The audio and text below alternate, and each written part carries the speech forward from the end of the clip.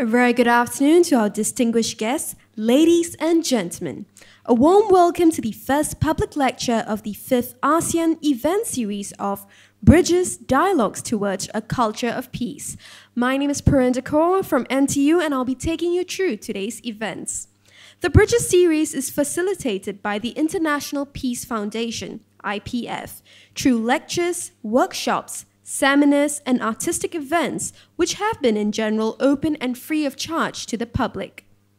The Bridges series has been established as an international, intercultural, and interdisciplinary platform for creative cultures of learning and continued education for all people. The program has combined theory and experience through a dialogue between science, politics, and the economy, intellect and emotion, thinking, feeling, intuition, through a dialogue between science and the arts. Knowledge and wisdom, through a dialogue between science and spirituality. Inner and outer results, through a dialogue between education and the media to help raise awareness of wider public for building a culture of peace. NTU has joined to support the Bridges program and will be hosting 3 public lectures by Nobel Laureates in 2014 and 2015 as part of the ASEAN Bridges event series of the International Peace Foundation. Now, without further ado, I would like to invite Professor Meng Hua, Vice President, International Affairs, to deliver his welcome address. Professor please.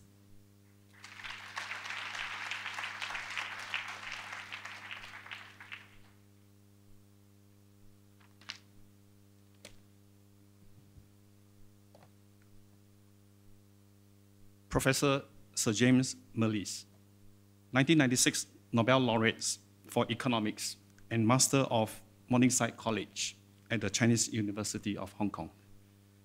His Excellency Håkan Gerrier, Swedish Ambassador to Singapore. Her Excellency Yair Rubinstein, Israeli Ambassador to Singapore. His Excellency Paolo Saltansky, Ukraine Ambassador to Singapore. Mr. Uwe Morawetz, Chairman, International Peace Foundation, distinguished guests, colleagues, ladies and gentlemen. A very good afternoon and welcome to Nanyang Technological University. We are delighted to have you here to participate in the 5th ASEAN event series, Bridges, Dialogues Towards a Culture of Peace. Thank you all for coming. This is the first time that the Bridges series is held in Singapore, since it was started by the International Peace Foundation, IPF, in 2003. Other ASEAN countries which have hosted the Bridges series include Thailand, the Philippines, Malaysia, Cambodia, and Vietnam. These events are aimed at building bridges through Nobel laureates, visiting local universities, research agencies, and other institutions in Southeast Asia. The aim is to establish long-term partnerships in scientific research and education, which form the basis for better cooperation and advancement in the region. NTU is proud to be one of the 3 Singapore hosts for the 5th ASEAN Bridges series, and the first host to officially open the event series in Singapore. The other 2 co-hosts are National University of Singapore and Agency for Science, Technology, and Research. On behalf of NTU, I would like to thank His Serene Highness Prince Alfred of Liechtenstein, Chairman of IPF Advisory Board, and Mr. Uwe Morawetz, Chairman of the IPF, for bringing this meaningful series to Singapore. As one of the main drivers of science and technology research in Singapore, NTU is a fast-rising young university, having made substantial contributions to Singapore's drive for research and innovation. Just last week, we are ranked first in the world among young universities by the QS Top 50 Under 50 ranking, which ranks the world's top 50 universities established within the last 50 years. This latest accolade comes on the heels of QS announcement 2 weeks ago that NTU ranks 39th among the world's top universities. NTU provides a high-quality global education to about 33,000 undergraduates and postgraduate students. Our student body includes top scholars and international Olympiad medalists from the region and beyond. Hailing from more than 70 countries, the university's 4,000-strong faculty and research staff bring dynamic international perspective and years of solid industry experience. NTU's strong focus on multidisciplinary research, especially in the areas of sustainability, future healthcare, and innovation, has gained much traction with the industry. NTU is ranked joint first in the world for industry, income, and innovation by Times Higher Education World Universities ranking. It is our shared hope that all these technological innovations and scientific findings will be used to improve life of all of mankind. In this 5th ASEAN Bridges series, NTU will be hosting 3 public lectures by 3 Nobel laureates from October 2014 to March 2015. We are deeply honored to have with us today Professor Sir James Mirrlees, 1996 Nobel Laureate for Economics and a Master of Morningside College at the Chinese University of Hong Kong. He'll be delivering the first of 3 keynote lectures titled Conflict, Cooperation, and the Common Good. This topic is most apt for the 5th ASEAN Bridges series, given how our region is now seeing an unprecedented level of development and cooperation in an increasingly globalized economy.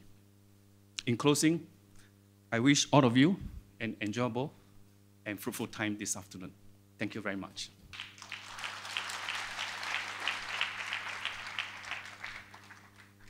Thank you, Professor. We would now like to invite Mr. Uwe Morawetz, Chairman, IPF, on stage for his address. Mr. Uwe Morawetz, please.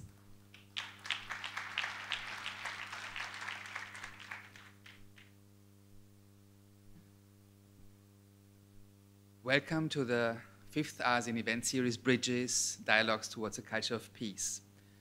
Bridges is facilitated by the International Peace Foundation, a non-political and non-religious foundation, under the common patronage of 21 Nobel Peace Prize laureates based in Vienna. The events are hosted in cooperation with various local partners and institutions, including some of the country's major universities and schools, and I would like to thank Nanyang Technological University for hosting our event today. Starting this October, Bridges will be continuously held in Singapore until March 2015, involving the participation of Nobel laureates for peace, physics, chemistry, medicine, and economics. The 5th ASEAN series of Bridges follows the series of 500 Bridges events, which the International Peace Foundation has already hosted in Thailand, the Philippines, Malaysia, Cambodia, and Vietnam since 2003, as an independent contribution to the Decade for a Culture of Peace and Nonviolence initiated by the United Nations General Assembly. The pluralistic program of Bridges highlights the International Peace Foundation's intercultural and transdisciplinary approach towards peace.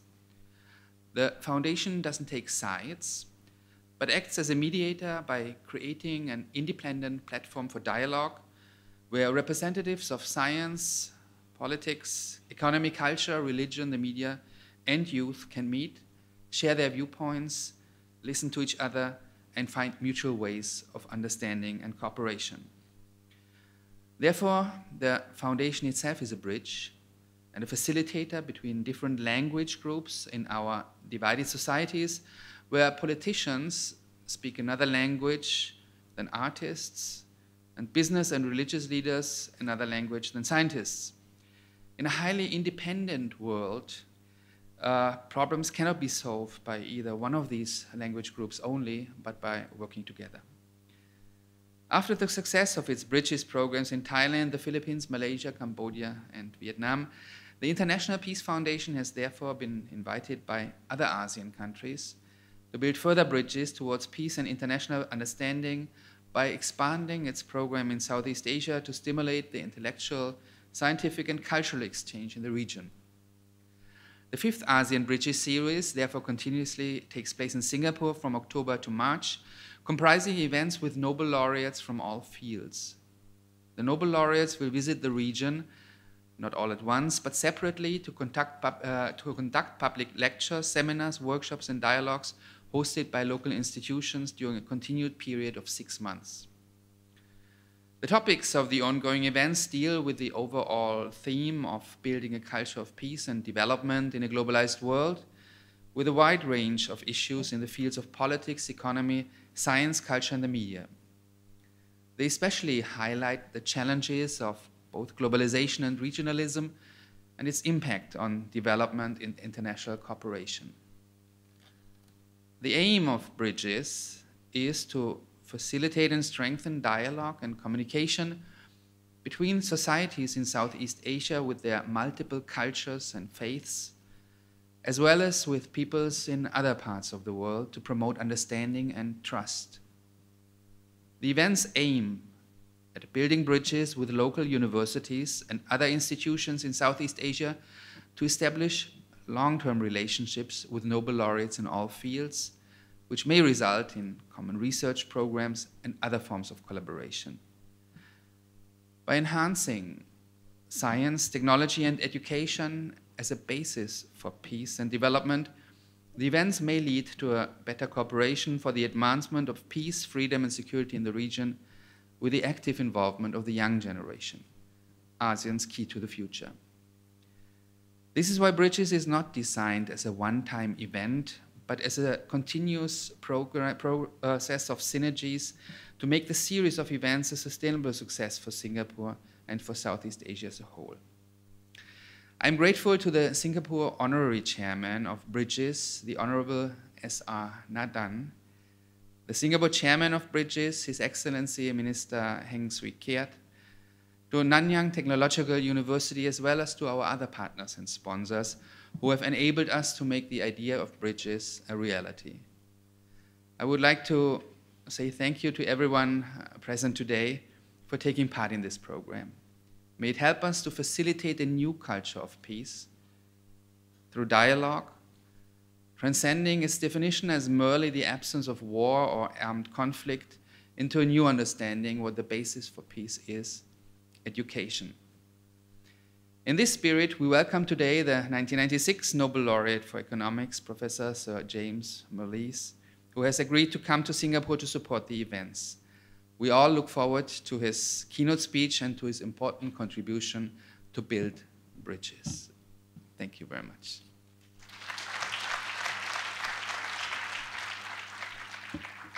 Thank you, Mr. Morawetz. We'd now like to invite the chair of this afternoon's public lecture and Dean of NTU's College of Humanities, Arts and Social Sciences, Professor Ellen Chan, to introduce our speaker, the 1996 Nobel Laureate for Economics and Master of Morningside College at the Chinese University of Hong Kong, Professor Sir James Mirrlees. Professor Chan, please. Thanks very much, Ms. Kaur. Excellencies, distinguished guests, colleagues, ladies and gentlemen, let me first of all add my own welcome, my warmest welcome to all of you to today's Bridges Lecture, jointly organized by NTU and the International Peace Foundation. It is my pleasure and privilege to introduce to you our speaker today, Professor Sir James Mirrlees. It's actually quite difficult to introduce someone who has accomplished so much. Sir James was born in Scotland. He was educated in Edinburgh and Trinity College at the University of Cambridge. I think he actually first studied mathematics before he turned his attention to economics. He was Edgeworth Professor of Economics and Fellow of Nuffield College in Oxford from 1968 to 1995, after which he then returned to Cambridge as Professor of Political Economy.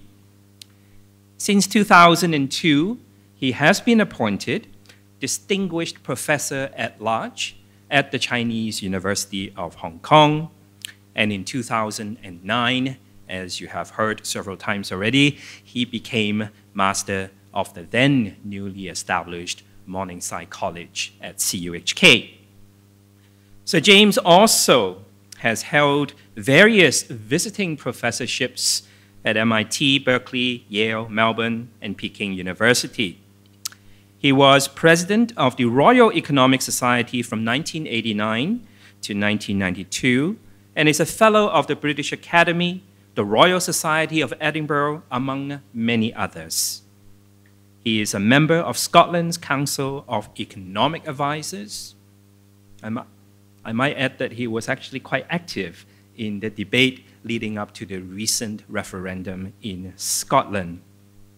And he is also a foreign honorary member of the US National Academy of Sciences. Sir James was knighted for his contributions to economic science in 1997 and received the Royal Medal of the Royal Society of Edinburgh in 2009. In 1996, of course, he was awarded the Nobel Prize in Economics. Now, in the work that earned him the Nobel Prize, Sir James studied the problem of optimal income taxation in a situation where information is asymmetrical or incomplete. This is probably the area of work in which he is best known for. In that situation where individuals would know the tax they have to pay and therefore would influence their work effort on the one hand, and on the other hand, where the government must collect taxes, but not knowing the kind of decision, the kind of considerations that individuals may put into their work effort, it is difficult to find the optimal. In some cases, in a high tax rate regime, certain individuals may not put in as much effort because they realize that much of what they earn will have to go to the government. And on the other hand, the government must also collect taxes, not only to ensure fiscal balance, but also there is an equity issue there as well. Together with this problem actually has been around for quite some time, and Sir James earned his Nobel together with William Vickrey, who looked at that problem much earlier, but it was really Sir James who found the mathematical sophistication, the mathematical formula that made this work. But beyond this, Sir James' research extends to many other areas. For example, in development economics, taxation theory, economic growth, and welfare economics. How to find an optimal tax schedule, balancing efficiency and equity, and taking into account the limited information about individuals that is available to the government, that is already hard enough to do. But another major contribution of Sir James' work deals with the problem of what is called moral hazard, which in economics, and I'm here paraphrasing Paul Krugman's definition, is where concerns decision-making about taking risk, how much risk to take in situations where the cost of a bad decision would be borne by someone else. So James' work in this area also laid the foundation for the modern analysis of complex information and incentive problems, which can be applied to many different situations. So James' lecture today is entitled Conflict, Cooperation, and the Common Good. Now, ladies and gentlemen, please join me in welcoming Professor Sir James Mirrlees.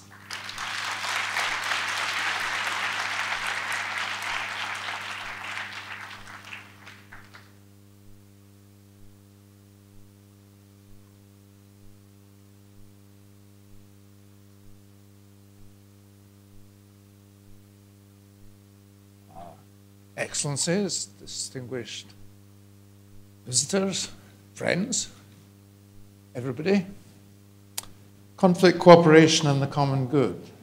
That was the subject that I gave myself when I eventually agreed to come and give a couple of lectures for the Bridges program. I thought it was really good to try to say something about this. I had something more definite in mind, and that's what you're going to hear about. But it's, for me, rather a new subject. So I'm going to tell you something about what other people have contributed to this. I think I should explain straight away that I'm primarily going to talk about situations where you negotiate. I'll just start from the point of a common statement that it's built into us that if we're threatened, we will either fight or exercise flight, run away. And of course, there is a third alternative, and it's the third alternative that I'm going to be talking about, which is to settle, to find a settlement of some kind, negotiate. Negotiating a settlement clearly avoids the costs associated with fighting a war or an industrial strike or a demonstration or policing problems that we see increasingly often.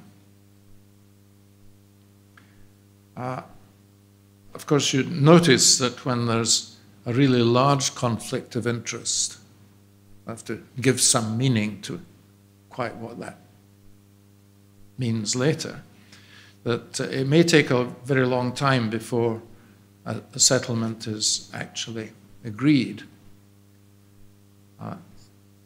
This morning at the Stanford School where I was talking, one of the questions that I was asked was, will America ever be able to pay its debts? It just occurred to me that, although that sounds a very different question, that since my answer was that it's entirely possible for countries to retain quite a large national debt for the whole of their history, which is all of relevant time.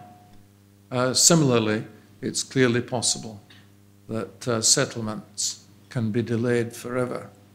And it seems to me that there are quite a number of cases in the world which people are hoping will go that way.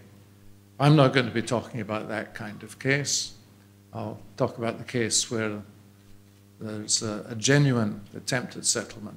But since I'm going to take my main illustration as the negotiation over climate change policies, then I'm afraid I think that there is a possible not of indefinite delay before an effective agreement is reached.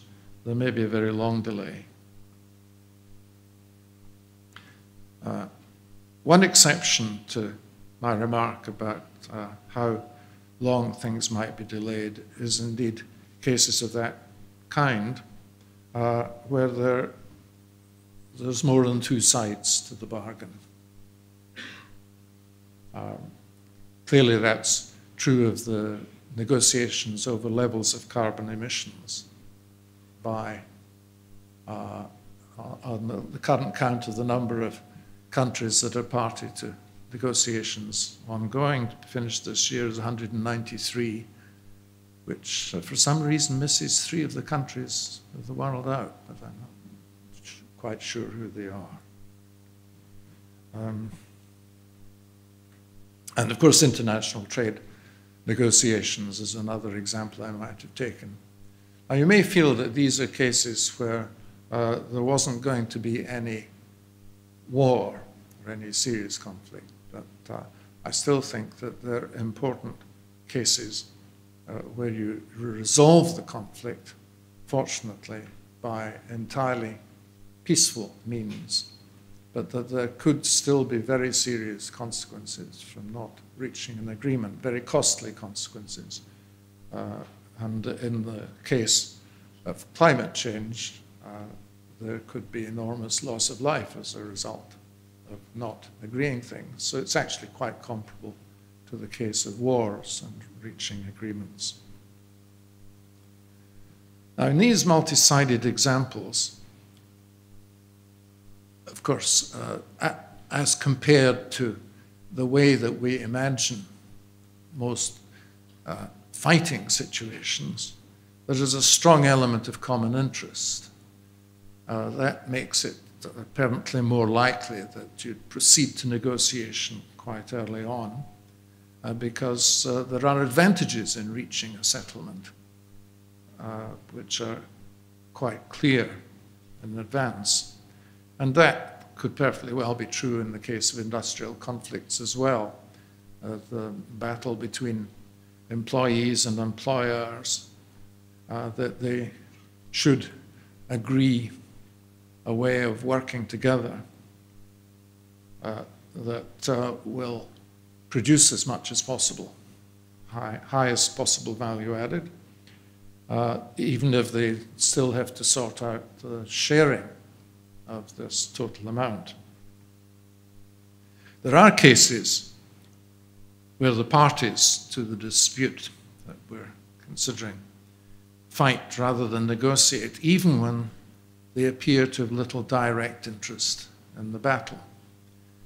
And I do want to mention a very different kind of example, actually 2 examples, but they're very similar,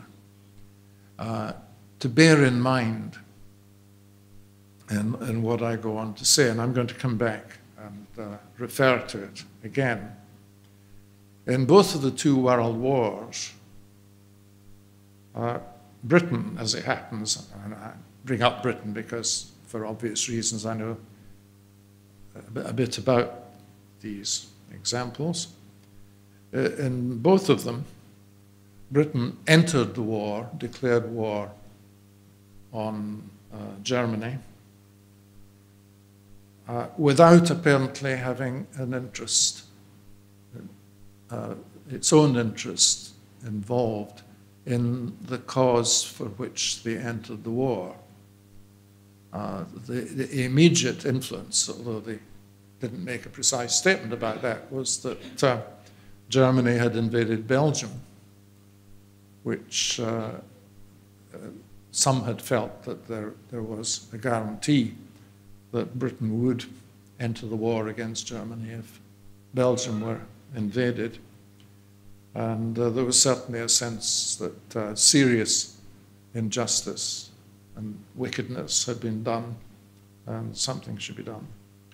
And curiously, as a coincidence, in the Second World War, Britain had chosen to give guarantees to several countries, Poland and Greece amongst others, that if Germany invaded them, Britain would then declare war on Germany. And when Germany invaded Poland, that meant that, as it was declared, that Britain was automatically at war. Again, in an immediate and direct sense, Britain didn't seem to have an interest in getting involved in the war. Now, the reason why I'm bringing up this example is that I want to emphasize straight away that countries may enter into conflict, may revert even to fighting, for reasons that are not well described by the advantages that they may hope eventually to get out of doing the fighting. And I think these are both cases where there was at least some element of what I will call altruism involved, or a pursuit of duty.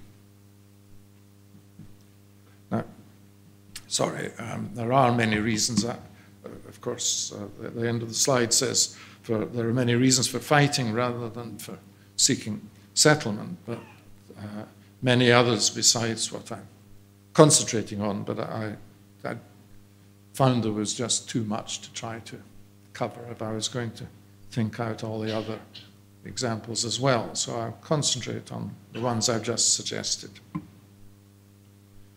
But one reason for fighting I want to emphasize, and that's why I give you these examples in the World War, that people may fight as the pursuit of what they think to be right, rather than for what is in the selfish interests of all the parties involved. So roughly speaking, the summary of what I'm going to be doing is to contrast two things for which there is economic terminology, and this really is an economist's talk, even although the subject is not in any obvious sense economics. So I'm going to be comparing what we call bargaining solutions, and I'll explain what they are. These are outcomes of negotiation, settlements, in fact, and welfare maxima, which are the best things to do according to some judgment. And you would think, a moment's reflection will make it very plausible, that these are usually going to be rather different things. And in fact, they have been pursued very separately as possible answers to situations of conflict. But I want to emphasize that they are both possible answers to a situation of conflict. In talking about the climate change example, I'm talking about one where, in effect, everybody takes it for granted that what is to be achieved is a bargaining solution, an agreement amongst the parties, which is indeed in the interests of all the members of the party, all parties to the conflict of interest that's involved there. And the other example was where perhaps rightly, or in one case possibly wrongly, in the other case probably rightly, at least one of the parties did what it did as a kind of welfare maximizing act. I'm going to tell you a bit about some rather technical economics. And I can say, as well as it being the subject of this talk, I think I can perhaps also elicit your interest by saying that I'm telling you what in my view is the major thing for which John Nash, famous mathematician, got the Nobel Prize in economics. And of course, Nash is particularly famous for there being a film, Beautiful Mind, based on a book, Beautiful Mind, about his life and his struggle with bipolar illness. One of the things that Nash did, he published, I suppose, about 3 papers in economics. I think only 2 of them in economics journals, these 2. He deals with a situation where there are 2 parties. So for the moment, I'm back to the simple case of, you may think, direct conflict, but not entirely. two parties who have to agree on actions that affect one another. For example, the simplest classical way of thinking about this, think about it as sharing a cake. Just so that you understand this isn't as simple as you might think, because you don't just cut the cake through the middle to share it between the two people. Seems an obvious solution, but maybe it's not a very symmetrical cake. Maybe there are different kinds of fruit on the top of it in different places. I'm sure you can imagine strange shape.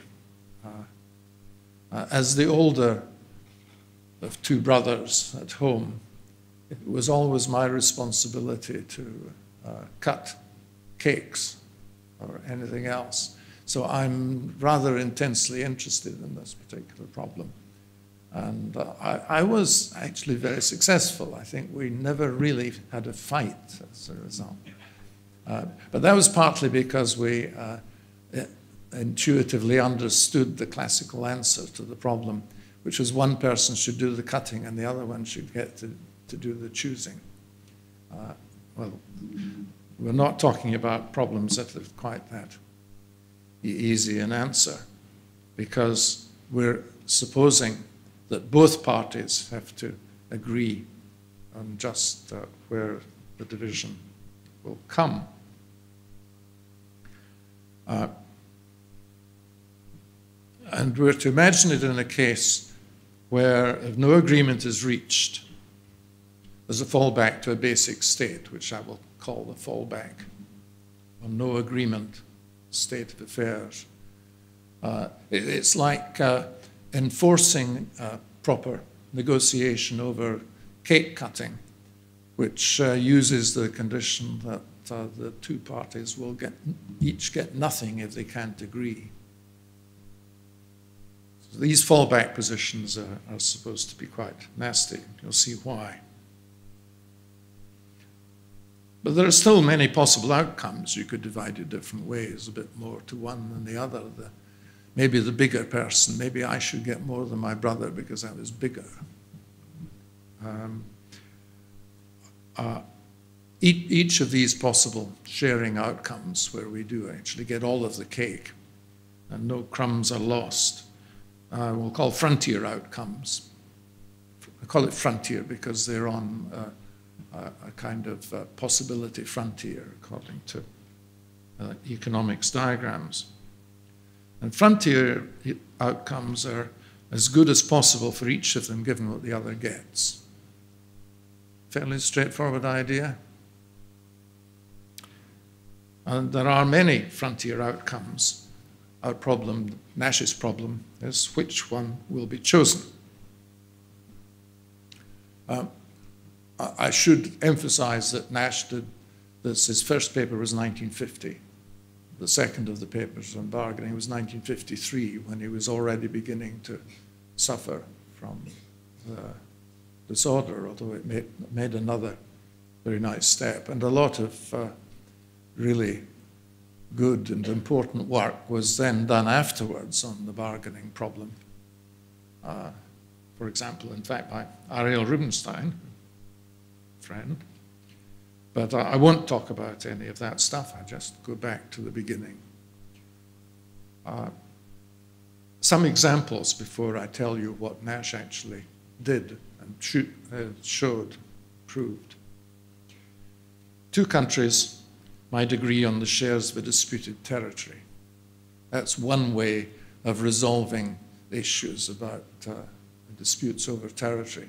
It's what we hope India and China will do in the Ladakh area, where the frontier between the two has not ever been agreed. The no agreement outcome is they actually fight again with all the costs involved in that. Second example, the one I'm going to be talking about most, negotiated agreement on carbon gas emissions. Outcomes could be measured by the future national incomes and also the cost to current national income of whatever measures are agreed to. Now, there's no agreement, and I'm going to come back to this as a really key issue. You might think, well, that's the no agreement cases when there's a large increase in global temperature because everybody acts independently and takes no account of the impact of the gas emissions that their country does on the welfare of other countries. In each of these cases, independent action in the self-interest of the parties is not frontier and could indeed be pretty bad. In order to get anywhere, in order to discuss things, the aim of the theory now is to come up with some suggestion about the way that the parties might agree on a settlement. So you've got to somehow or other value outcomes, or you're not even going to be able to discuss the possible advantages of what's achieved or any sensible rules for what might be achieved. So we must measure the value of possible outcomes. For countries, national income could be used, but for a variety of reasons, it's not entirely satisfactory. And in any case, national income is measured year by year, of course. And almost every interesting and important case is going to involve what happens to the countries in a lot of years, maybe centuries and centuries, as in the global warming case. Nash went straight into using utility, which is a concept that says it is a measure of an individual's well-being in different circumstances. So it's a measure of what happens, imagined to be a number. Try to tell you how you could imagine getting numbers for the utility of possible outcomes. First possibility, you might ask people, please to say that you describe various possible outcomes, and then you say, on a scale of, say, 0 to 10, how many points would you give to this one? How many points would you give to that one? And, of course, studies of that kind have been done, and you may well have read about many of them, very extensive, every country almost. Happiness studies are called, usually, which measure people's well-being from different possible, in different years. And some studies have been done that ask people what their well-being would be from different levels of income. And you could answer it that kind of way. That would do, that would be fine for Nash's purposes. So would possible deduction of sensible utility measure for different possible outcomes. You could do that if you wanted to know what was the utility for different levels of consumption that people might do in particular years. You could base that on the idea that they're doing something like maximizing the sum of their utilities over time. Get utility in different time periods, add it up, and it would be shown what they felt about that on the basis of their savings decisions. Obviously, I'm not going to go into detail in that, but you can perhaps see that this is a very natural way of getting a measure for utility. Or it could be the one that Nash himself particularly follows, which is to essentially to find out what's a proper way of measuring people's utility from different circumstances by saying how much would you pay for insurance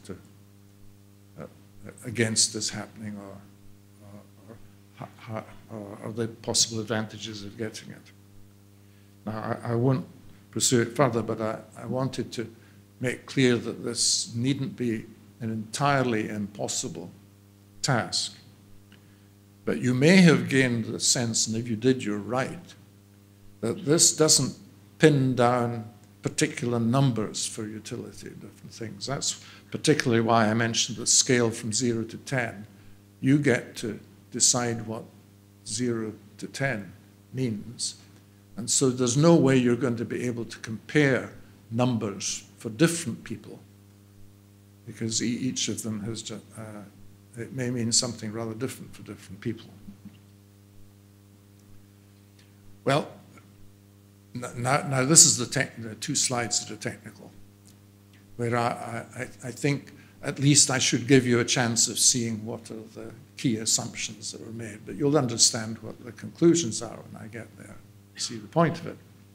Nash assumed that a frontier outcome is going to be chosen, that the agreement he's looking for must have the property that it would always generate, in any particular application, it would always generate a frontier outcome for the parties, for the 2 parties.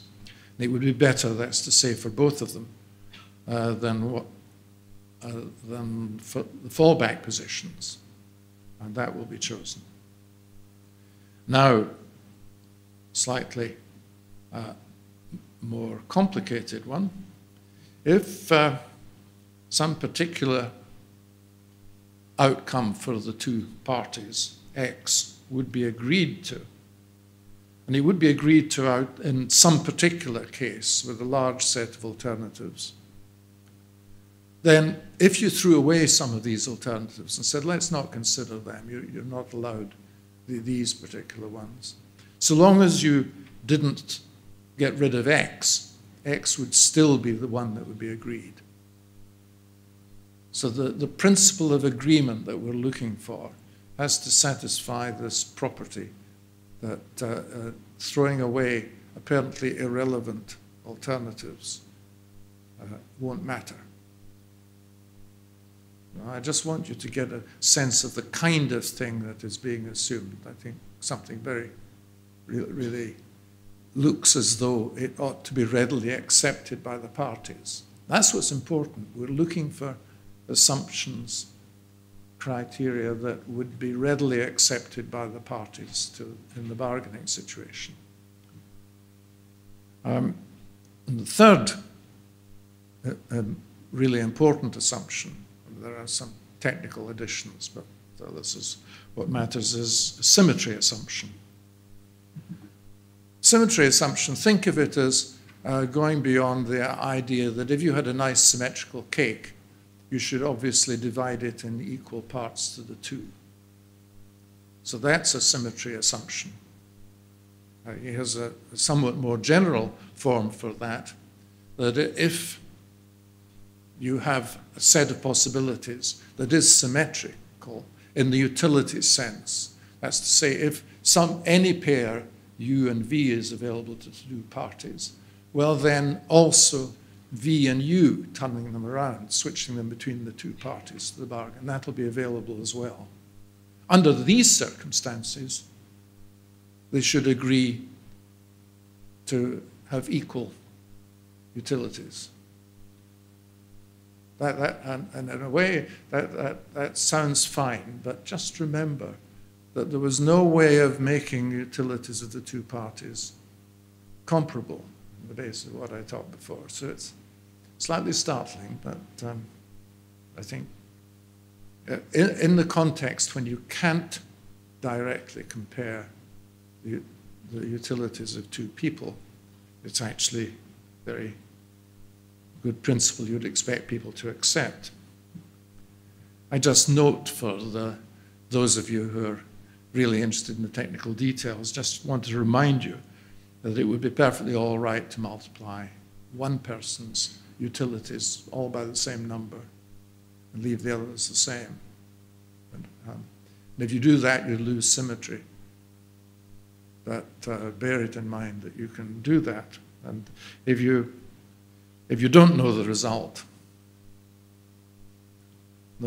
of all this is that there is indeed a single agreed outcome which we can define, which happens to maximize the product of the gains in utility by the 2 parties.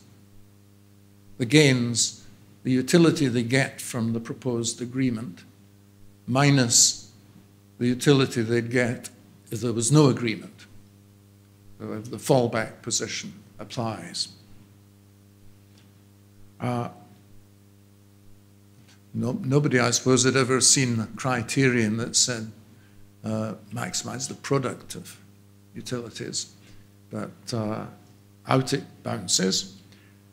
There is an interesting line of research, which is in the second paper by Nash, which says that you could construct what we call a game, where you have a series of moves, and of which you would get this same outcome or nearly.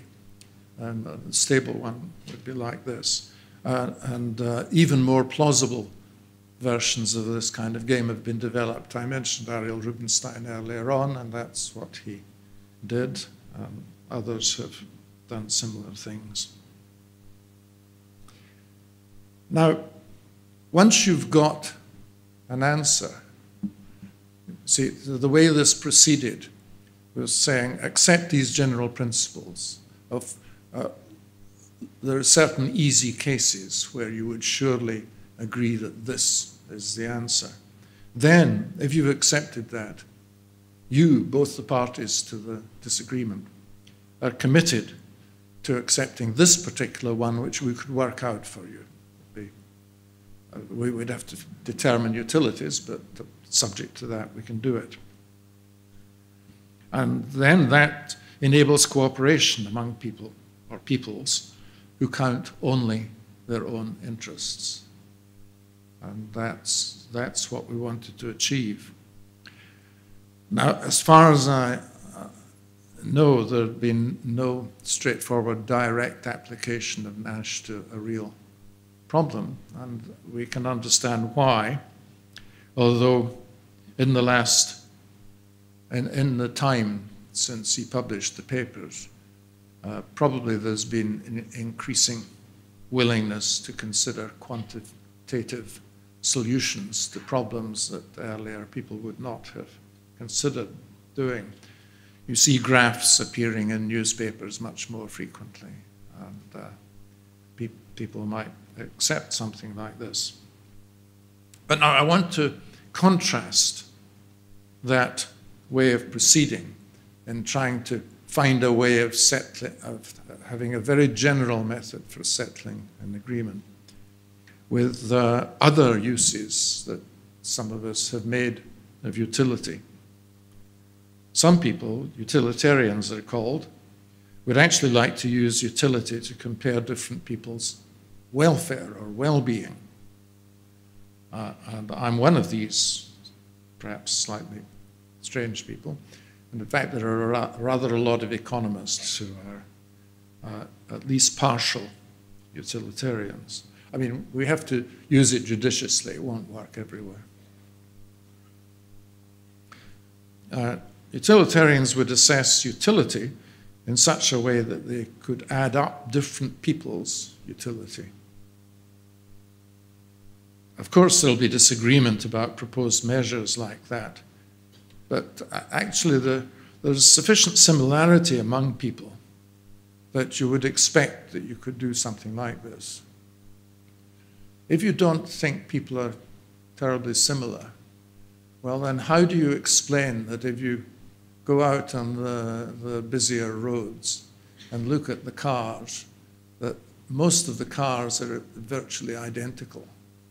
I mean, they may differ in how well made they are, quality. The Mercedes is more expensive than the Ford, but they're all about the same size, and they have rather similar capabilities. There are a few outliers, like Ferraris or something.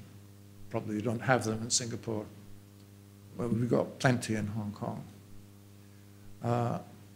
Which are very wasteful. But that could only come about because people are remarkably similar in their needs and nature. That's just one example amongst many. And that can be used to establish some plausibility in ways of assigning utility to different people's circumstances. If we do that, then we can talk about an optimal outcome, one that maximizes the sum of utilities. And that is different from a bargaining outcome, which is a settlement that is designed, that you expect people to be willing to agree to. Of course, I could have talked about some other examples of ways of reaching a settlement, like voting. So you can see there are many ways of doing this. I want to suggest that assessing welfare this way is one other candidate. And in the context of the global warming issue, I think these are the two that I'm going to want to compare particularly. Develop a little further this idea of what optimality might be of maximizing welfare. Most negotiators, I mean, in actual problems where there's conflict of interest, negotiations going on and they're seeking a settlement, most of them have a degree of altruism, seem to behave that way. For example, there's an overall framework of law, principle, external interests, I mean, other people who are watching and you care about what they think. Honor, which you might think to be rather similar to the other external interests. And one reason for mentioning that and simplifying that example of Britain entering the 2 world wars is because this seems to be an example of a degree of altruism. It wouldn't be, it's the complete opposite of settlement, of course. Another example, environmental discussions, many of them, not so much the global warming one, but preserving trees or animal species, whales. These are really discussions about what ought to be done, rather than how to balance the interests of different parties, even although you get into big negotiations, as there were over whaling, for example, and clearly have to be for many fish species. And in each case, you have the possibility of having a discussion about what ought to be done, in some sense, that maybe takes account of, for example, the welfare of whales, which is not unreasonable. And but if you're going to bring that in, then you pretty much have to express it as utility maximization. But many things happen where optimality is entirely ignored and nobody has thought it should be. I want to take an extreme example there. No time to get into a real discussion of it, but it's an example that troubles me to contemplate, which is the example of the American Civil War. I take that example because I think most of us, probably all here, would regard the ultimate consequences of Lincoln's decision to fight in the Civil War rather than accommodate, find some basis of accommodation with the Confederate States. That in the end, that appears to have led to a lot of good.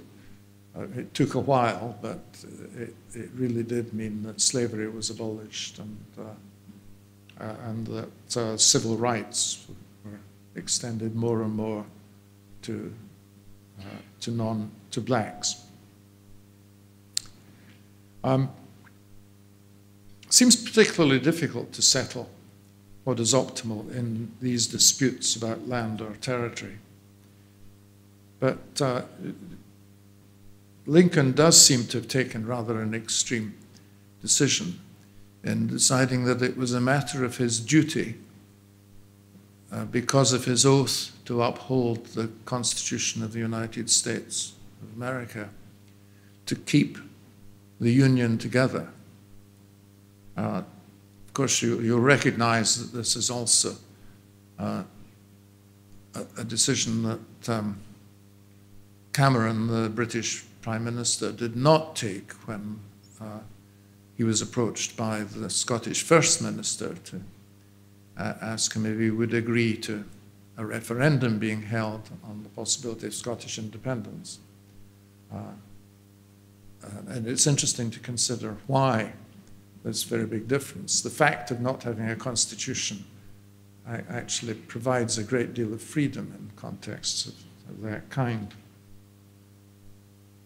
But anyway, just remind you that the consequences of fighting the American Civil War were immense costs, and the number of people who was killed was awful.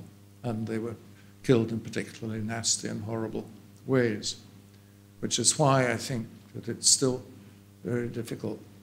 There are probably many people who would say, well, the abolition of slavery would justify these enormous costs, but that must be at least questionable.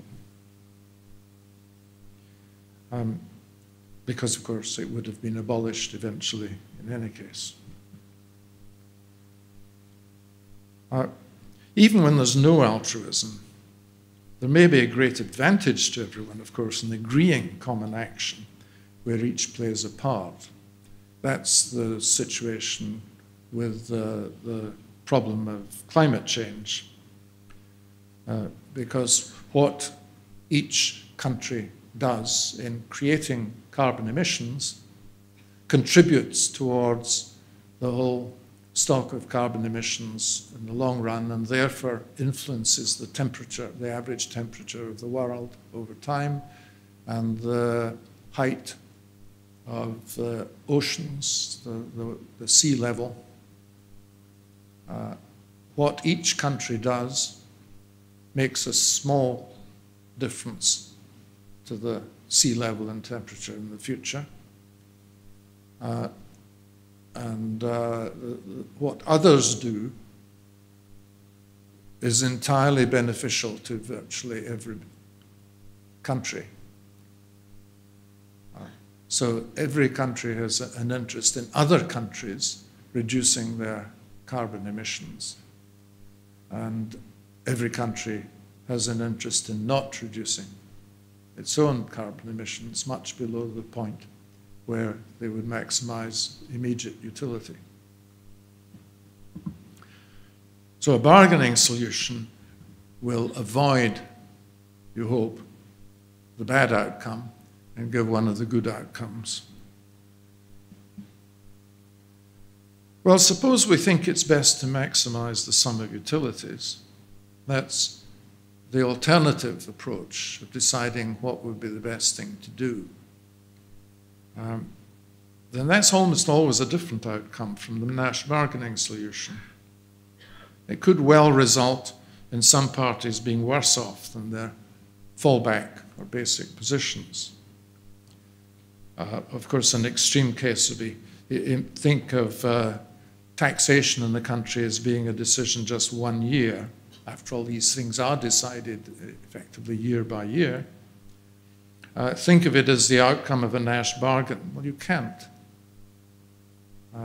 It just wouldn't make sense because the rich are going to be made worse off by the introduction of the tax. So if you think of the fallback position as what would happen if there was no taxation and no government spending, no redistribution, then the very richest are certainly individually worse off in that position. So there, of course, there has to be a consideration of overall welfare.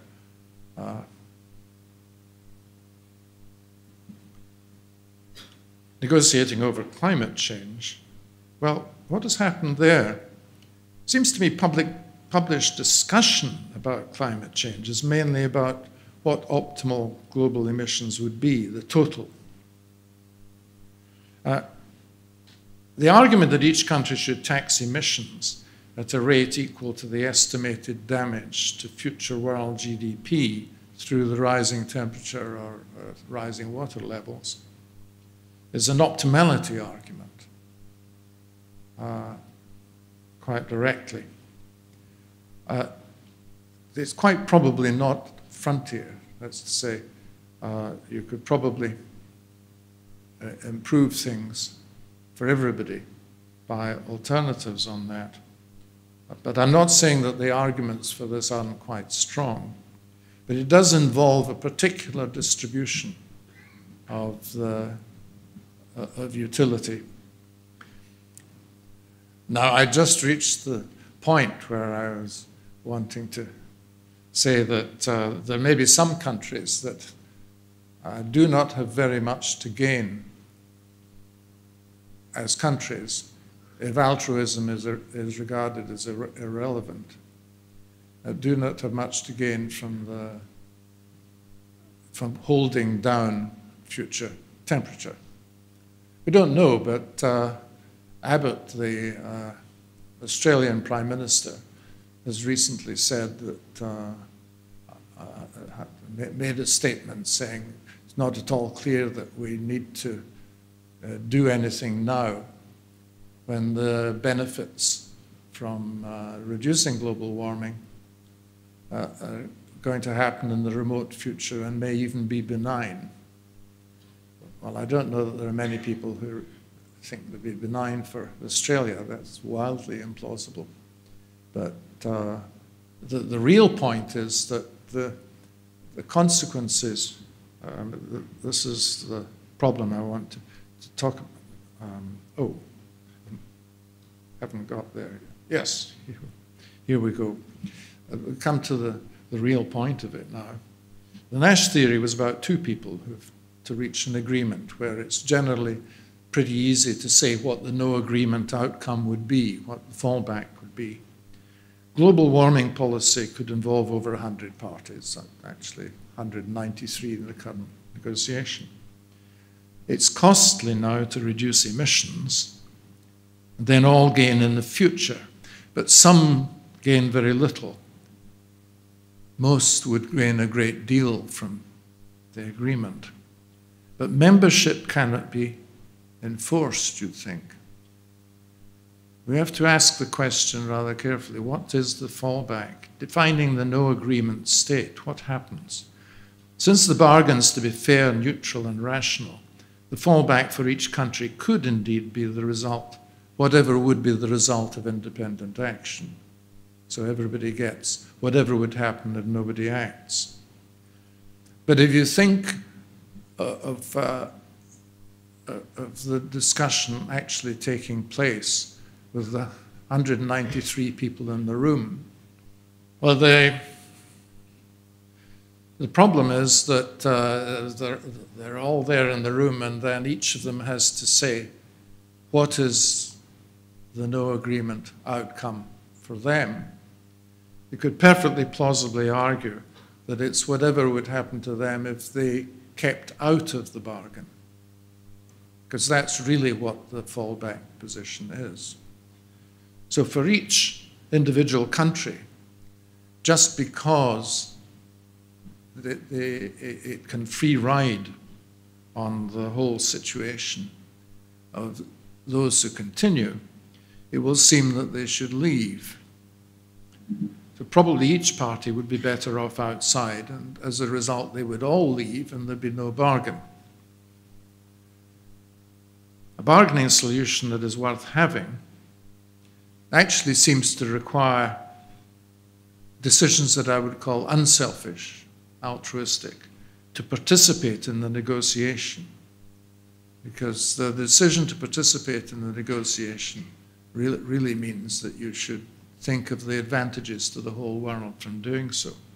In other words, I'm arguing that optimality is essential, and you can't, once you move to situations like this, it's not enough to look simply for a bargaining solution. Most countries presumably joined the Kyoto negotiation because it was right to do so, not necessarily in the national interest, in fact. And indeed, one of the striking features of what has happened is that it's often countries that would appear to have rather little to gain from the reduction in future warming that have often done most. I'm thinking of the Scandinavian countries that have really kept to their commitments. Allocation of emission commitments wasn't in fact based on any principles. This is the other point we'd have to make. For example, of course, Nash bargaining wasn't brought in to do any kind of calculation of how much different countries should do. If it was brought in, it might have made quite a big difference to the amounts that people would have been asked to do. And the concern there is that countries may therefore feel the targets lack legitimacy or at any rate fairness. Of course, there is in fact some partial free riding.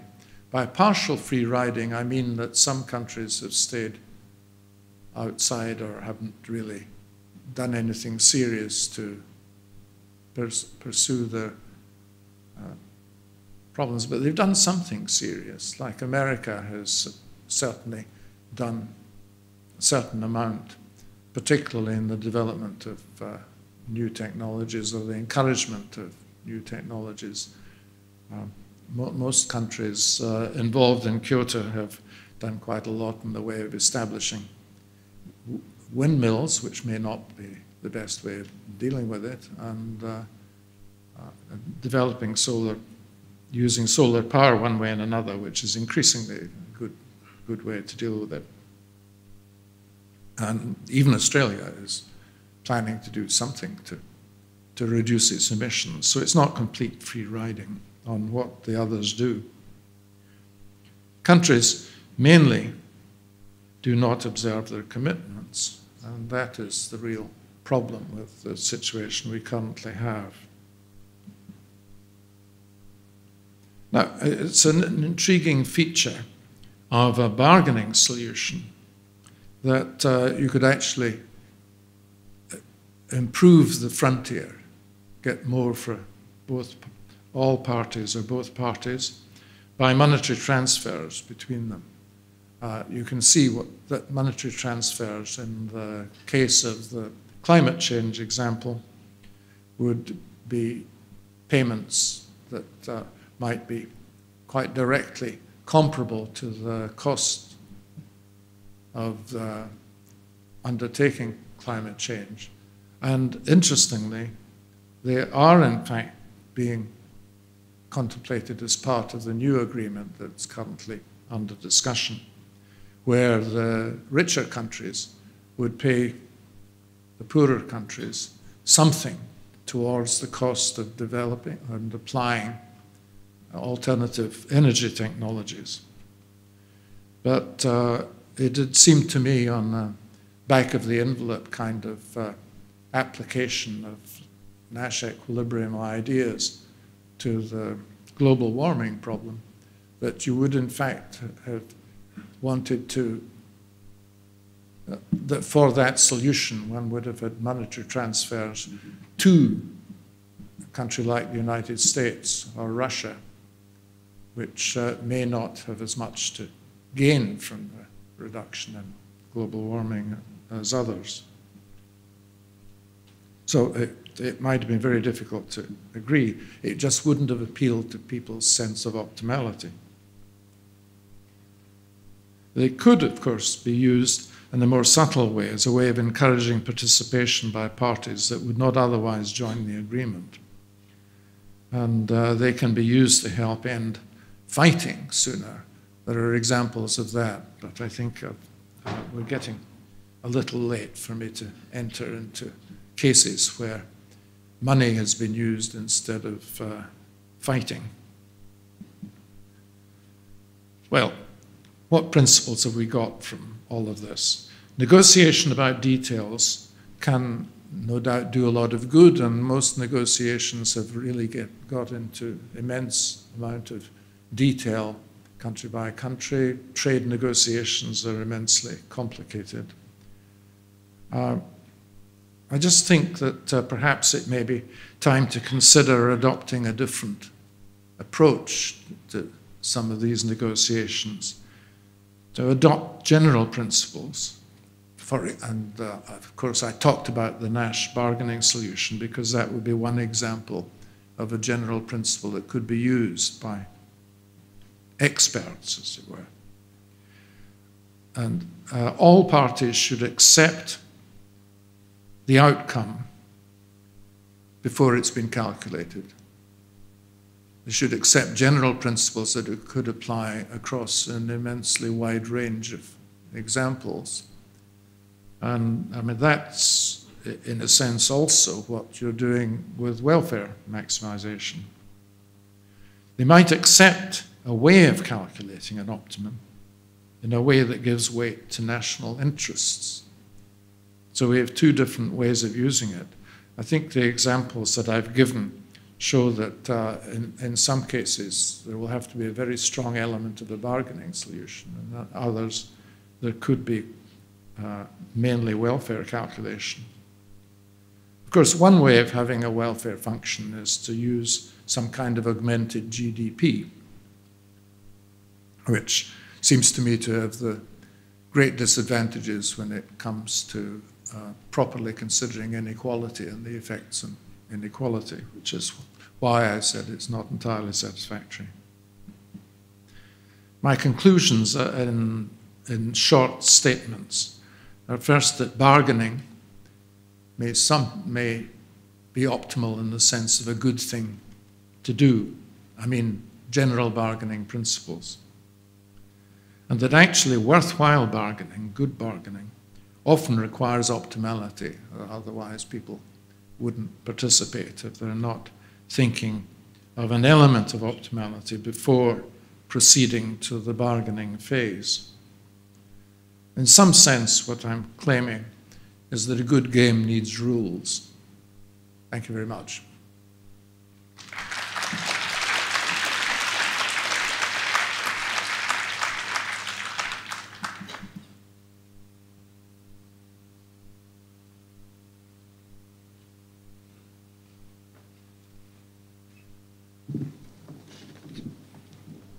Thank you very much, Sir James. I do have quite a few questions about cake sharing. Whether one could, in fact, envisage a happy ending to the so-called tragedy of the commons. But the time now belongs to the floor, and I would like to invite your questions and comments. We still have about half an hour, so please. Professor Ng Yew Kwang? My question is about both the net symmetry implies equity and the result of maximizing the products of increasing gain depends on the equities being cardinal and interpersonal being compatible, which seems to stand uneasily with the only mark that the equities are not interpersonally compatible. But I think your suspicions of interpersonal compatible cardinal utility may be excessive.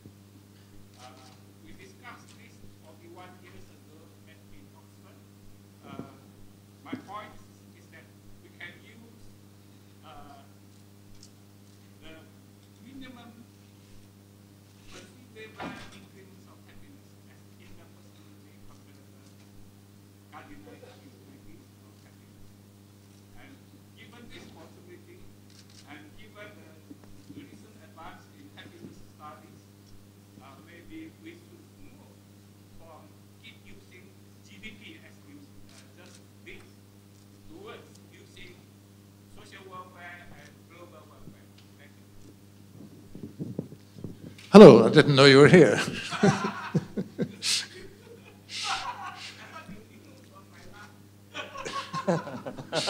Yeah, good point.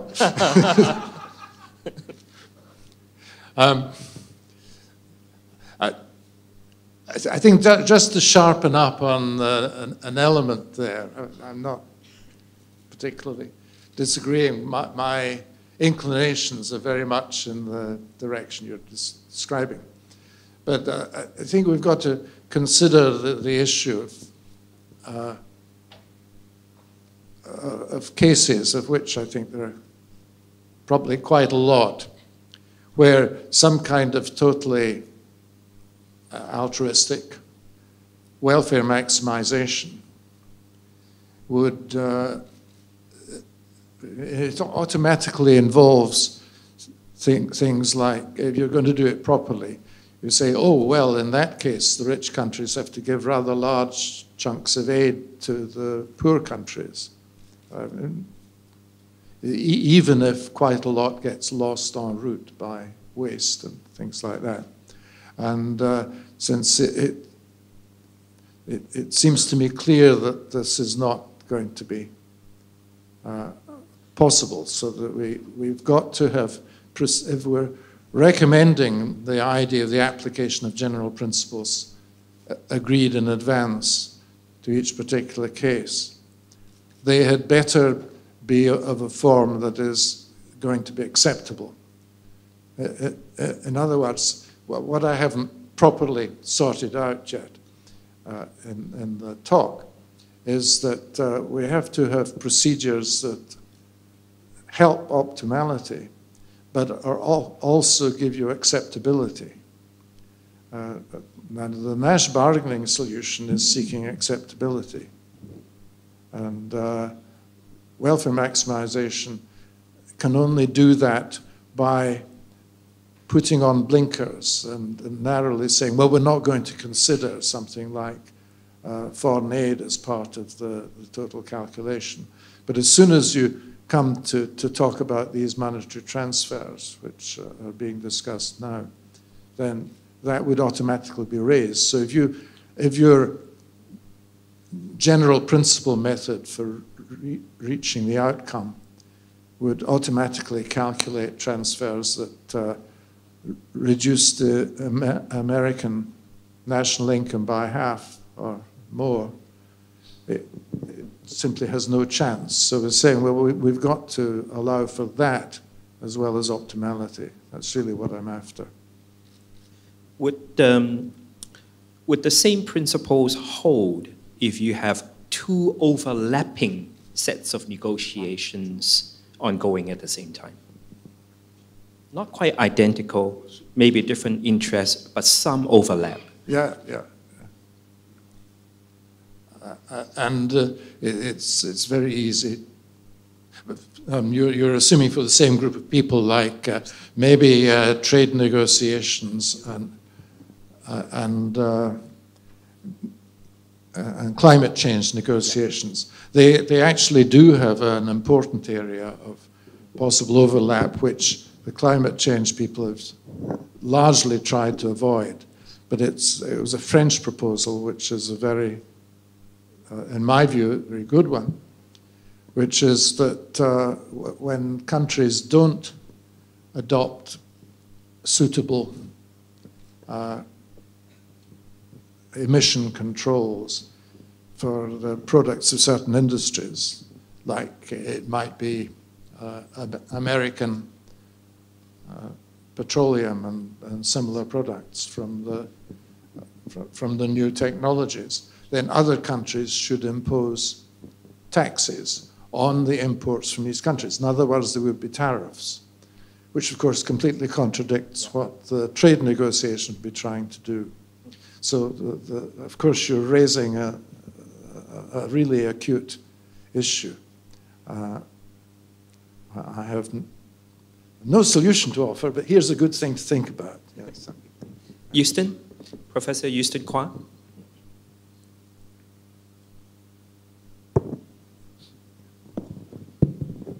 Good afternoon, Professor Mirlees, and welcome to NTNU. I'm happy to see you again. I saw you more than 12 years ago at the National University of Singapore, where you gave a talk. Thank you very much for the good insights you've given today on a mixed sorts of things, including game theory, Nash, quotient solutions, and so on. I have a mixed type of comments and question. My comment is this. Don't you think that how students and how we teach economics these days we tend to center a lot on monetary issues, financial issues, and so on. But we know the things that you talked about, pride, honor, truth, we teach that in cost-benefit analysis, in environmental economics, in some welfare economics. But unfortunately, these subjects or these subdisciplines are not the main core. So most of graduates, our economics graduates, they tend to come away with economics thinking that economics is only dealing with financial matters. But if we somehow teach them and include many of these non-market good elements, I think it would make a big difference. So that's one comment, and that's related to the idea that these days we have behavioral economics, the trend. And to me, a lot of the behavioral economics explanation can be found in non-market goods economics, which we teach again in cost-benefit analysis. So I would like to hear your view on this one aspect. My second question is, in one of your latest slides, you have this idea of side payments. Now, much of my later work these days has to deal with transboundary pollution. And in Southeast Asia, we particularly suffer from the haze. I have offered, after much desperation, looking at all the other solutions, this kind of incentive side payments. A damage which is very big to, let's say, Singapore. The side payments maybe can concentrate on how much it would cost to clear a land without fire than with fire. So the difference, that would be probably very small compared to all the big damage costs. So why can't governments focus on this small payment? In exchange, they avoid large damage. Now, I've spoken this in many places, including Asian Development Bank and so on and so forth. But the response is always the same. It won't work. And it won't work because politics, maybe people's emotion takes into heavy account. So what do you do if these incentive side payments doesn't work? We know, for example, that pollution subsidies and pollution taxes can lead to the same optimal outcome. But why is it that we observe all over the world pollution taxes dominate, not pollution subsidies? It's the same reason. So incentive payments, while I think is very good, how do we get around people to accept it and governments to see it? Thank you very much. Yep. Okay, well, I find these very agreeable comments in all possible senses. I think I just...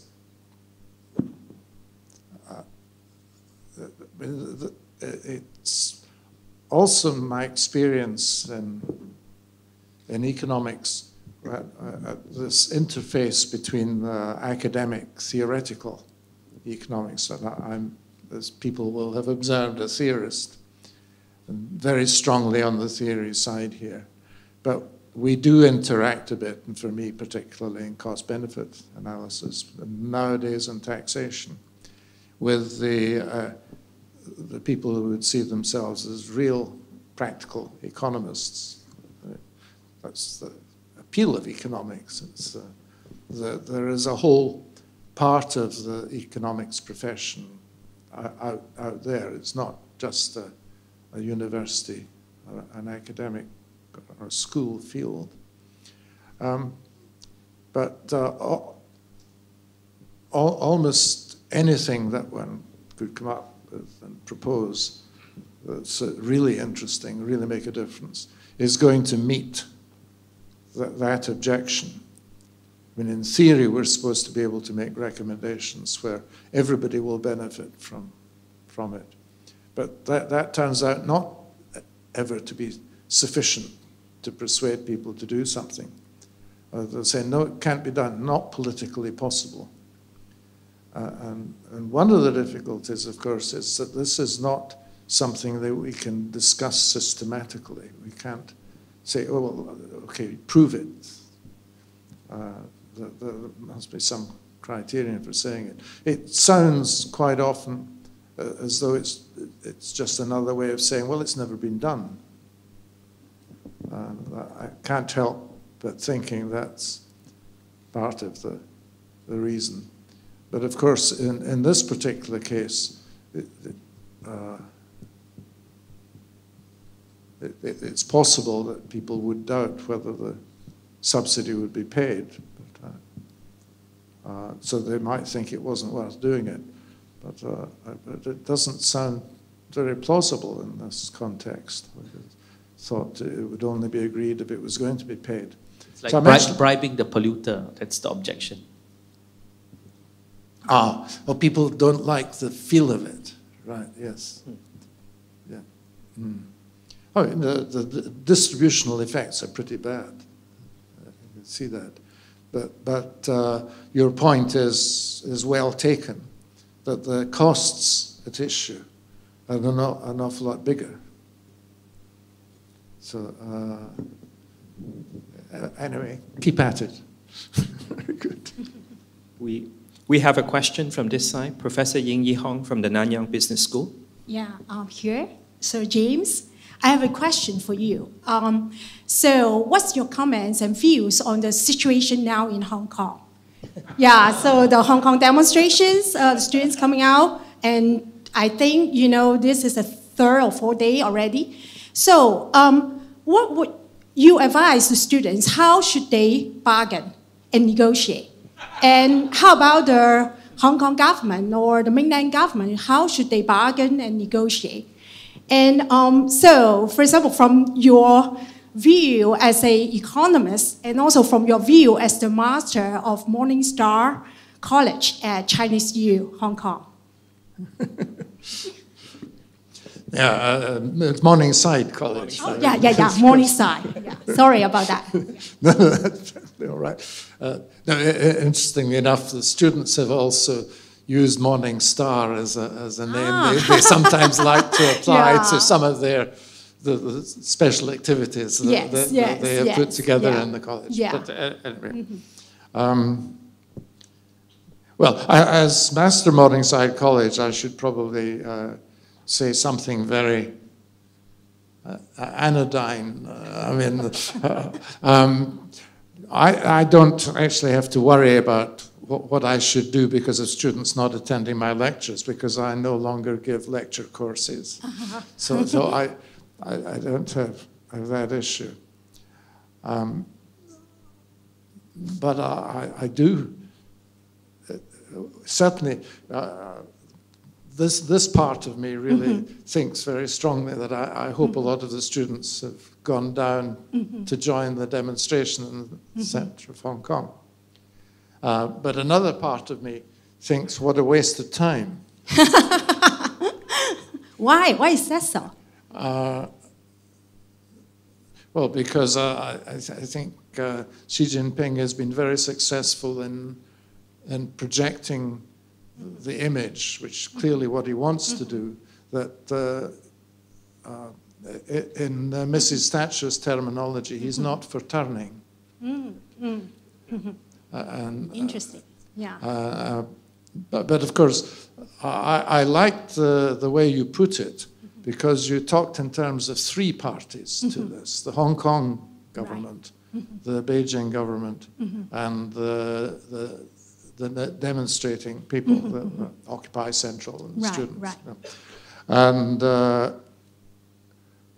what essentially the students and all the demonstrators are objecting to is the quality of governments that Hong Kong gets under present circumstances. I mean, I wish they'd say more about that. I mean, it's not just a matter of the principle of universal suffrage. It's actually that the present method gets people who do not, who are indecisive or don't achieve things in the interest of the people of Hong Kong. Right. And in particular, they've shown this very much by simply doing whatever Beijing says without even making the attempt to see if they could put forward some alternative system, which would not be all that far from the one that's been proposed. And I think it could certainly be done in terms of properly reforming the nominating committee, and the fact that there's been no attempt to.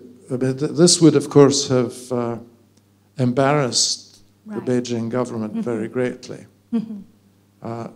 But I simply think it should have been done in order to to try it.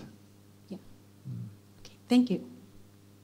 Would any of our students present care to comment? Or you can ask any questions, really. Yeah. There's a mic coming. I'm going to ask a question. I dare not to comment because I think it's excellent enough. Excellent.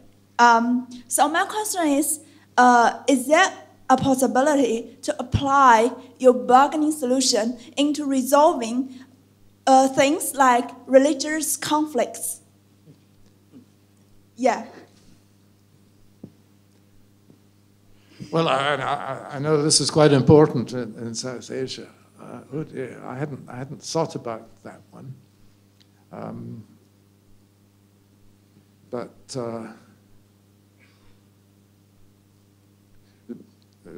of course this is the question. Can we think of the utility of different outcomes as seen by someone religious? Well, some religious conflicts take the form of one group of people saying that we want another group of people to disappear. Yes. One way or Yeah, another. definitely. I mean, the ethnic cleansing sort of problem, and we do have that problem several places in this region. And if it's that extreme, it's characteristic of religious fundamentalists, and I think it's fundamentalists that you're probably concerned about here, that they say, well, everything must be so and so. I mean, so things either get 10 or 0. Yes. And if that's the sort of utility function that comes out, then there's not a lot you can do with it, I think. Okay, just leave it there. But it is an area where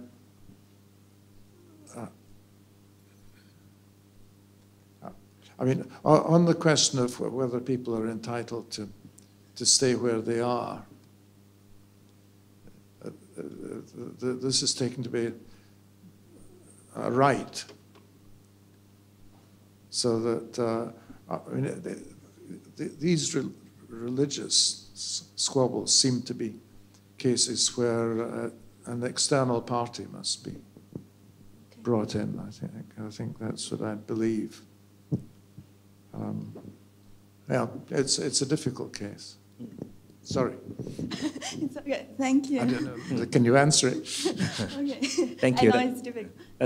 That's a good question.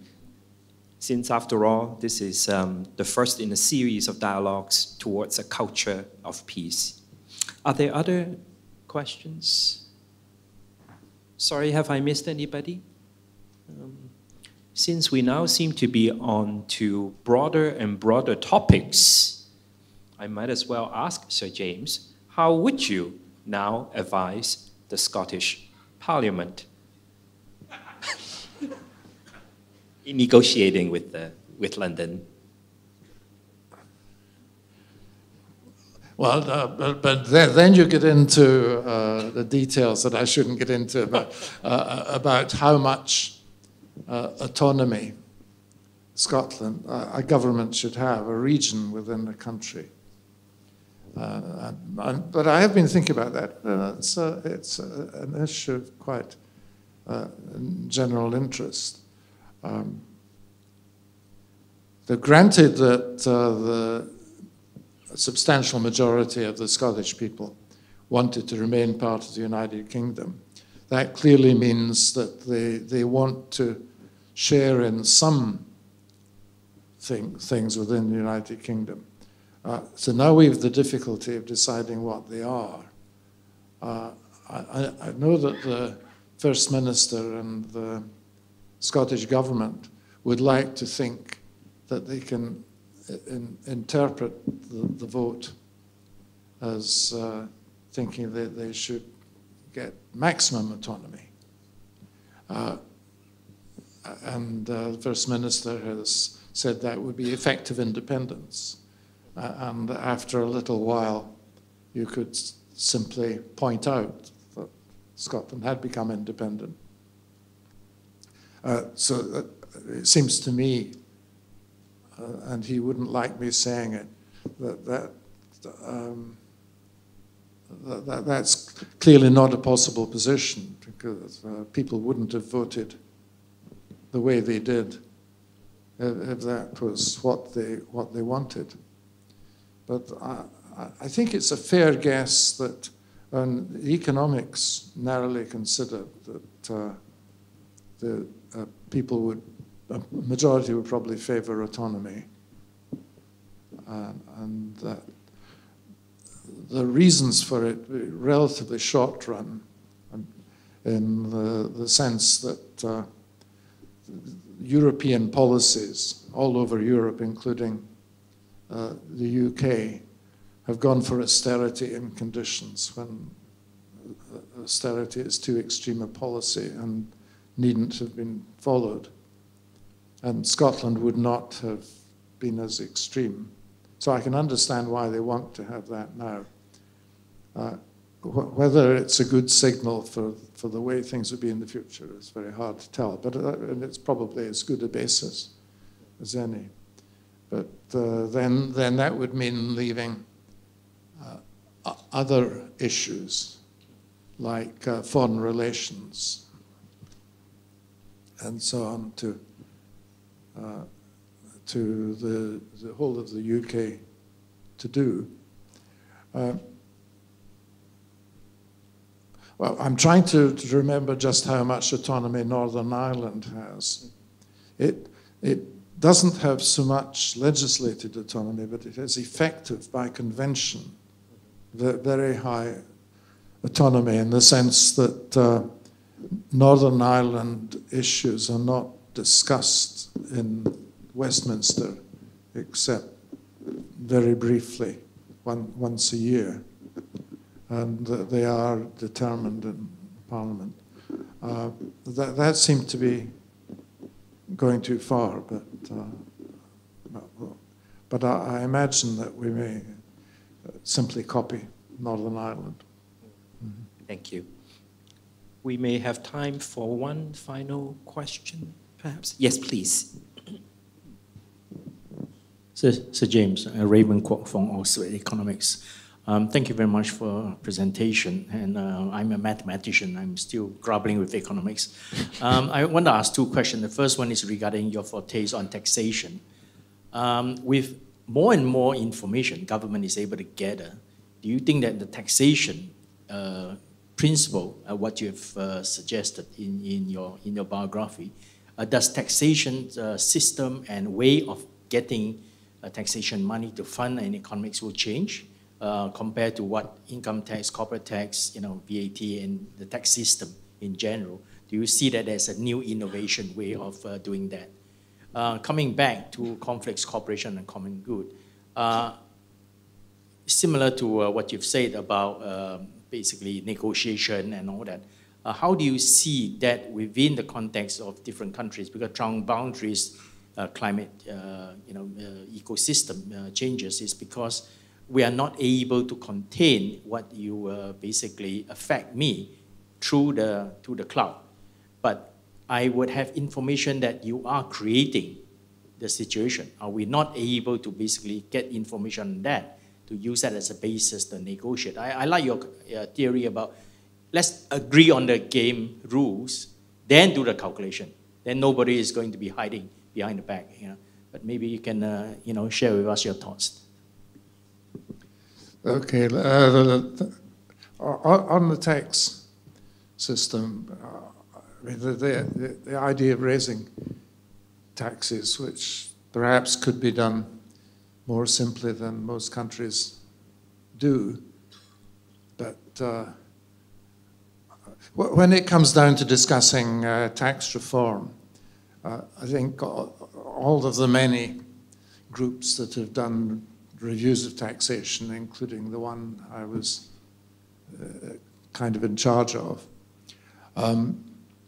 find that they have have to look at a lot of details, and that it's quite hard to come up with any really large change that seems to be wanted. You find yourself wanting to say, well, let's make it simpler in lots of ways. I mean, we certainly put that as a major recommendation, that all the different goods and services should be taxed at the same rate if you're going to have a sales tax. And in fact, it's not entirely necessary to do that, but it's probably convenient.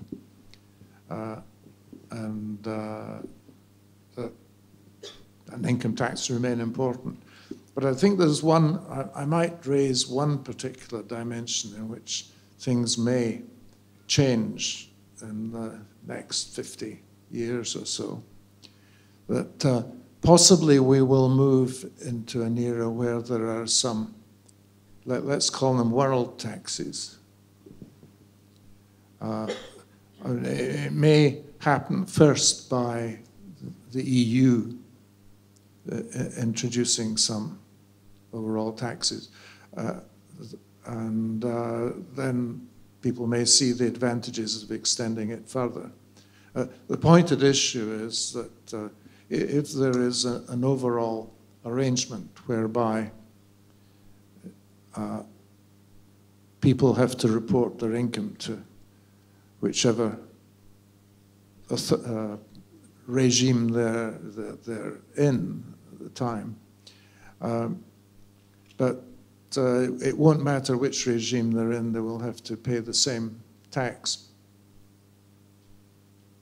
Then it begins to solve a lot of problems that we have currently as people increasingly move around, partly resident one place, partly another. And by this means, if you could enforce, you'd have to force agreement from places like the Cayman Islands and Hong Kong, probably, where Hong Kong could claim that it was inconsistent with the basic law to have to introduce income tax at the same rate as in Britain. So there are a lot of problems in how this could be done. I'm not suggesting that all tax would be done on the global level, but thinking that for certain key taxes, that you would have uniform rates and uniform tax system, so that there would be no advantage to an individual to get his low-priced education in one country and go away and live in another and pay maybe lower taxes. Well, he might still do that. Then the other country would get that tax revenue. So we could even raise the possibility that some part of it might be negotiated as returnable to. I mean, these become things one could consider negotiating once you have these world taxes in place. The only one I'm aware of that had been proposed so far was the Tobin tax, a tax on financial transactions, particularly foreign exchange ones, I think. And it could have been advantageous. Of course, it got tied into the question of it also being used for international purposes. And that raises yet another thought, of course, that too many layers of government begins to seem rather unsatisfactory. And it might seem strange to have taxes at a level where you don't have a government. But I think that's kind of doable, but the process of determining the level is quite complicated. And in that connection, there's another way of looking at things. That currently we take it that taxes should be determined by the votes of people in the country that are levying the tax indirectly, since parliamentary democracy seems to be a more efficient method than votes tax by tax, which they often have in America, on local taxation. But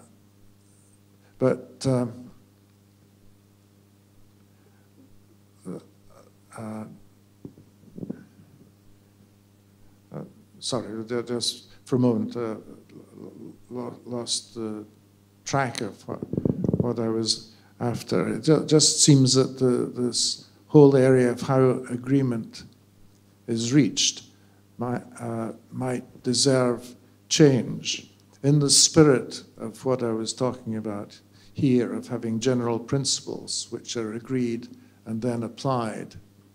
You could have a commission which determines the actual tax rates each year on the basis of a government decision on which one could imagine voters having had a view as to the level of total expenditure, but that a lot of the details would actually be determined by a commission, analogous to the interest rates being determined by a committee of the central bank, and where their decisions are not subject to voting in Parliament or anything of that kind. And I think that's another move that we're perhaps more likely to see some countries try it first. I'm afraid I have to call this session to a close. We would now like to request Professor Sir James Mirrlees to remain on stage as we invite Professor Meng Hua to come on stage to present the memento.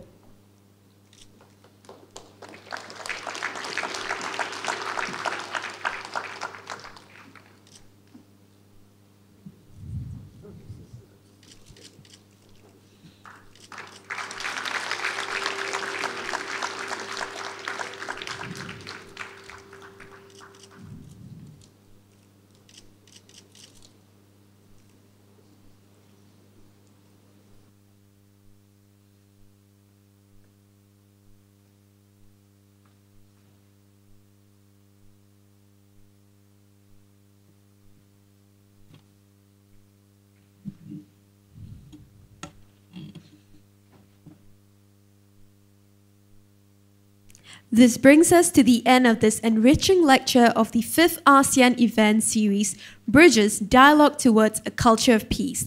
There are 2 additional lectures of the 3-part series that will commence early next year. We would like to express our sincere gratitude to Professor Sir James A. Mirrlees for leaving us with a plenty to take home after his enriching keynote speech. Thank you once again, sir. We would now like to thank all our distinguished guests, professors, and all of you, the audience, for gracing this event. We look forward to having you with us for the remaining 2 segments of this 3-part event.